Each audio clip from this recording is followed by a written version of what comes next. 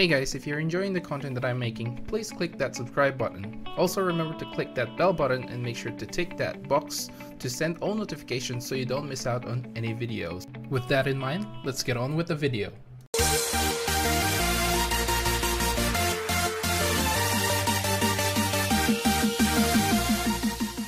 What's up guys, welcome to Munchkins Gaming, where we take your gaming to the next level. This is Munchkins logging in to bring you another Dissidia Final Fantasy Opera Omnia video.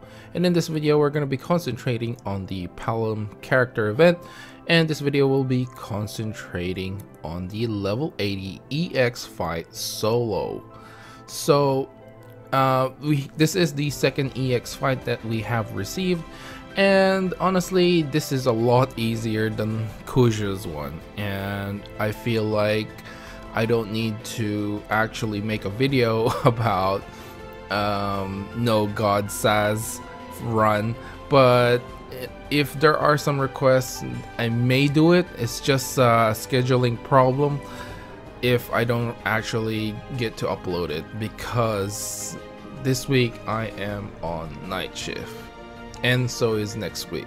So pretty much if I am going to upload it, it'll be towards the end of the week, and most of you guys probably have done it by now. It's actually pretty easy. This fight is actually pretty easy. Obviously having SAS will make it a lot easier, but it can be done definitely without SAS. And without further ado, let's start off with our general tips and guide. Okay, so for the first tip for you guys is to actually save about 90% of your abilities on the boss, and if anything, you just save every single one of your abilities. They are very important because my strategy involves really DPSing down the boss as quick as you can, so just save those abilities. For my next tip is to actually bring in the boosted characters such as Palom, Edge, or Vanille. They will definitely help you. They do have 50% more stats. There is a question. Palom is a bit questionable. That's all I'm gonna say. Edge is still pretty nice, and Vanille is always welcome in this fight. She is probably the most versatile one out of the three boosted characters. So if you're gonna bring any of the three, I think Vanille is probably the best choice. But like I said, the other characters obviously have bonus stats, and they can definitely help you. Edge with his provoke now, he does have an AoE provoke now, and that really helps. The next tip for you guys is to basically, well, the other characters that you can bring, and they are Vaughn, Lightning, and any magic based characters really, and of course the god Saz. As for the magic based characters, Kryle comes to mind because she has thunder based attacks, and you know, her normal attacks are magic based as well. But if you don't have her, Kuja works best. Honestly, he's the best magic based characters that we have. The next tip is to take advantage of the boss's weakness, and obviously this is the ice and thunder based attacks, and I have mentioned this on my previous video as well. As for your support character that you may want to bring, I just would bring any magic based characters, really. Any DPS characters will do. Kuja is probably the best choice, I feel. I actually made a mistake, I think, on this one. In this video I actually picked a Kuja that I was not friends with, or we didn't follow each other, and so I only had Kuja for like 3 turns, but still beat it, so it shouldn't be a problem. Next tip is to actually bring in healers and brave batteries, of course. If you are taking too much damage, especially in the earlier waves, definitely is something to think about. Although it's not really necessary to bring any healers, brave batteries is always welcome, of course. I mean, if you're bringing Vanille, she's also a good brave battery and can dispel at the same time. It's just that we are not actually using Ifrit in this particular fight, so having like max HP isn't that necessary, because we're not taking advantage of anything like the 20% attack. The next tip for you guys is to try and kill the boss one by one. Now what I mean by this is not to share the damage between the two bosses, since you are going to be taking down 2 of the Crimson Lizards. It's probably best to just concentrate your attacks on one of them, and so you don't have to deal with 2 of them, you know, later down the track. They actually hit pretty hard, so you might get broken a few times, especially if you don't have any debuffs on them. They do pack quite a punch, so I would suggest just taking them down. And for my next tip, this also coincides with my previous one, is to actually have a way to deal with the buffs that the boss have, whether you are going to be dispelling them or if you are going to add debuffs so you can push the buffs aside. Whichever one you want to use, if it works, it works. You know, it's one or the other. And my final tip here is to actually use Shiva or Ramu for your summon. I prefer Shiva because of the increased speed. So this means more turns for you, and more turns means more damage. So I do prefer Shiva over Ramu in this particular fight. Alright, so those are my general tips and guide for this fight. It's now time to take a look at this fight wave by wave. Okay, so the first wave, you take on 2 bombs and a poison bat.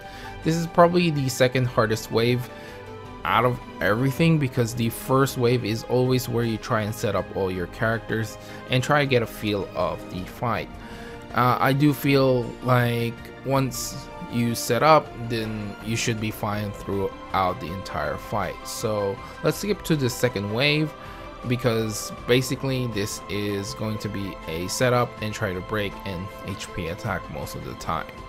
So for the second wave, it's the Goblin Mage and a Spectre. Now this is actually pretty easy since we have magic based characters basically for this fight.